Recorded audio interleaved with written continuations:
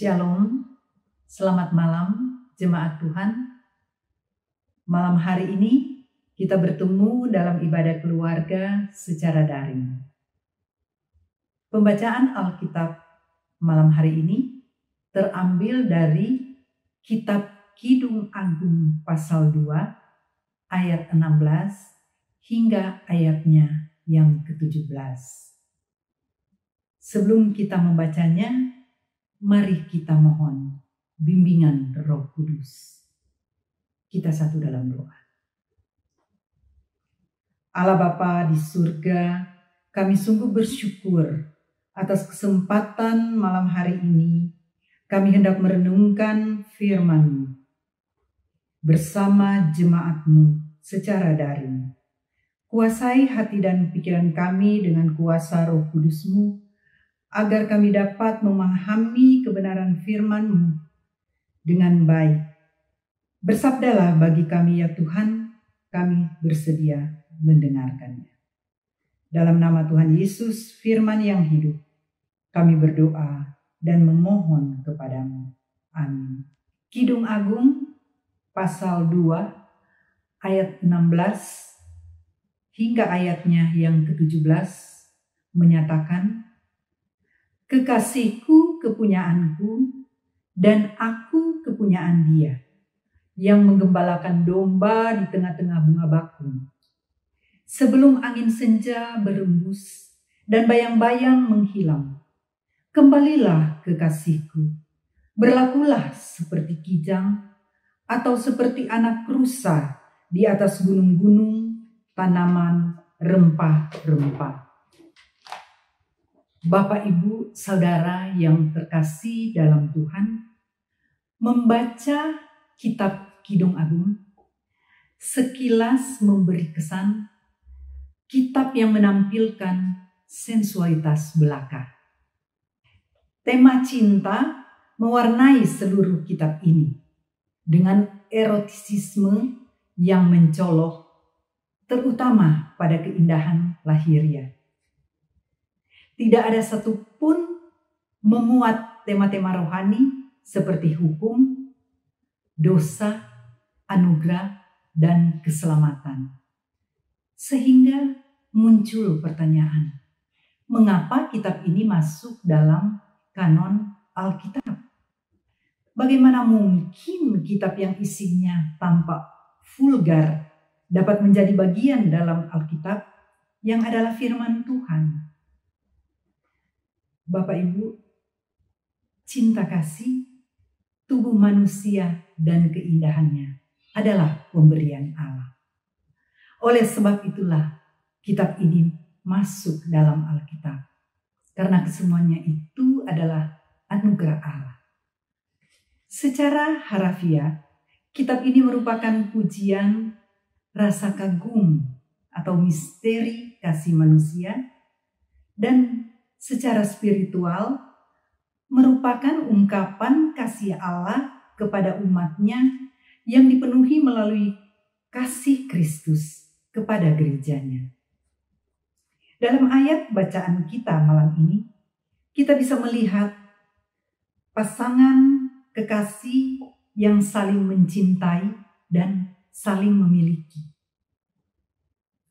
Cinta mereka tulus, dan pada ayat yang ke-16, mempelai perempuan mengungkapkan kerinduannya kepada mempelai laki-laki. Kekasihku kepunyaanku dan aku kepunyaan Dia, yang menggembalakan domba di tengah-tengah bunga bakung. Ungkapan cinta dan saling memiliki. Cinta yang bersifat monogami, relasi dua arah, meskipun terpisah tempat, berjauhan, namun tidak hilang rasa cintanya. Digambarkan seperti bunga bakung, bukan bunga bakung sembarangan, karena tumbuh di lembah-lembah dan gunung, tempat yang ekstrim, tapi mampu hidup di antara semak duri. Pada ayat yang ke-17, ungkapan kerinduan mempelai wanita terhadap kekasihnya berharap dapat bertemu secepatnya sebelum matahari terbenam. Bapak, Ibu, Saudara yang terkasih dalam Tuhan, Tuhan menghendaki setiap orang percaya memiliki kasih yang murni. The true love. Bukan kasih hanya permukaan saja, seperti mengasihi hanya dengan berupa sapaan, senyuman, atau memberi pujian. Konsep pengajaran Yesus tentang kasih sejati adalah, pertama, dalam kasih sejati terdapat kemurnian. Mengasihi dengan tulus tanpa mengharapkan balasan atau imbalan. Cinta atau kasih tak bersyarat. Bukan seperti aku mengasihi kamu karena kamu mengasihi aku. Atau aku baik kepadamu karena kamu sudah terlebih dahulu baik kepadaku. Jika demikian, orang dunia pun melakukan hal yang sama. Kedua, kasih sejati yang rela menggumulkan demi kebaikan orang lain, walaupun terkadang tidak diterima oleh orang yang seharusnya mendapat berkat. Seperti Kristus yang datang ke dunia untuk menyelamatkan manusia, walaupun ditolak, Kristus tidak mundur selangkah pun, melainkan tetap mengasihi. Dalam Yohanes pasal 1 ayat 11, Ia datang kepada milik kepunyaannya, tetapi orang-orang kepunyaannya tidak menerimanya.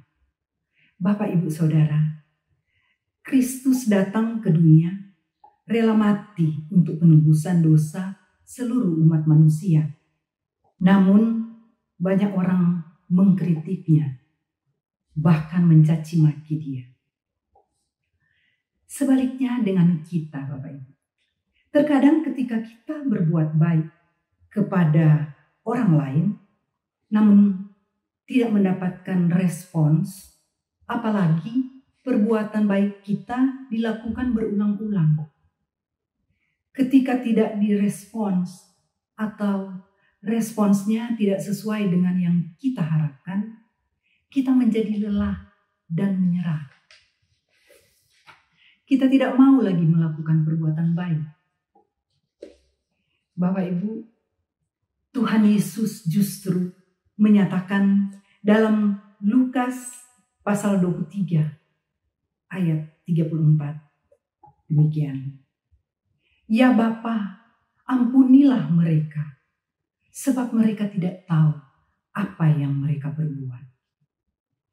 Itulah yang dikatakan Yesus ketika ia dikritik dan dicaci maki. Orang tidak berterima kasih kepadanya, melainkan hanya mengkritik dan mencaci maki. Ketiga, kasih sejati rela berkorban. Yesus sendiri telah membuktikannya secara langsung, dirinya sebagai sahabat sejati. Ia rela menyerahkan nyawanya agar manusia beroleh selamat dan tanpa terkecuali. Bapak, Ibu, jika Tuhan Yesus memakai cara dunia, kita yang berdosa ini pasti akan masuk neraka. Tapi Dia mencurahkan darahnya supaya manusia mendapatkan pengampunan. Seperti itulah tingginya nilai kekristenan. Keempat, kasih sejati bersifat konsisten. Tidak mudah menjalankan kasih dengan tetap konsisten. Dalam waktu-waktu tertentu, kita bisa mengasihi. Namun, manakala diperhadapkan dengan tantangan dan ujian-ujian, apakah kita tetap konsisten untuk melakukan kasih terhadap sesama kita? Apakah kita tetap mengasihi di sepanjang kehidupan kita? Kasih Kristus dibuktikan dengan tetap konsisten. Ia melakukan tugas kasih sejak kelahirannya sampai dengan mati di kayu salib. Bapak Ibu yang terkasih dalam Tuhan, sudahkah kita melakukan hal-hal yang menggambarkan nilai-nilai kasih sejati dalam kehidupan kita sehari-hari, dalam kehidupan bersama keluarga dan komunitas dimanapun kita berada? Kasih sejati memiliki nilai yang sangat tinggi. Kekuatan kasih sejati Kristus menjadi teladan yang sempurna tentang bagaimana cara mengasihi. Kasih sejati berasal dari kasih itu sendiri, yaitu dari Allah. Bagaimana supaya kita dapat hidup dalam kasih Tuhan? Yohanes pasal 15 ayat 10 mengatakan, "Jikalau kamu menuruti perintahku, kamu akan tinggal dalam kasihku, seperti aku menuruti perintah Bapa dan tinggal dalam kasihnya." Kiranya Tuhan Yesus senantiasa menuntun kita dan memampukan kita untuk mengaplikasikan kasih yang sejati, sehingga kita dapat menjadi garam dan terang yang kita taburkan dan pancarkan kepada semua orang. Amin. Tuhan Yesus memberkati. Mari kita menaikkan doa syafaat. Kita bersatu dalam doa. Bapa yang kekal di surga, terima kasih atas kebenaran firman Tuhan yang melawati kami malam ini, yang mengingatkan kami untuk senantiasa hidup dalam kasih Tuhan, seperti yang diteladankan Yesus bagi kami. Tuntun kami dengan hikmat-Mu, agar kami mampu menjadi pelaku-pelaku firman yang setia. Pada kesempatan ini kami berdoa bagi setiap pribadi dan keluarga, baik di rumah masing-masing, dimanapun mereka berada. Tuhan Yesus kiranya memberkati dan memberikan roh lemah lembut dan saling mengasihi. Bagi mereka yang sedang dalam pergumulan di tengah situasi dan kondisi karena pandemi COVID-19, Tuhan Yesus berkenan melawati dan memberikan mereka jalan keluar atas masalah yang dihadapi. Berkati juga segala upaya yang dilakukan pemerintah, tenaga medis, dan pakar kesehatan. Berkati uji klinis yang sedang dan akan dilakukan. Kami juga berdoa bagi mereka yang sedang dalam kelemahan tubuh. Kiranya Tuhan melawati dan menyembuhkan mereka dengan kuasa-Mu. Kami juga menyerahkan para orang tua kami yang lanjut usia. Biarlah mereka diberikan kesehatan, kekuatan, dan sukacita. Tuhan Yesus berkati juga majelis jemaat, pengurus harian majelis jemaat, ke-6 unsur pelkat dan komisi, serta karyawan kantor gereja.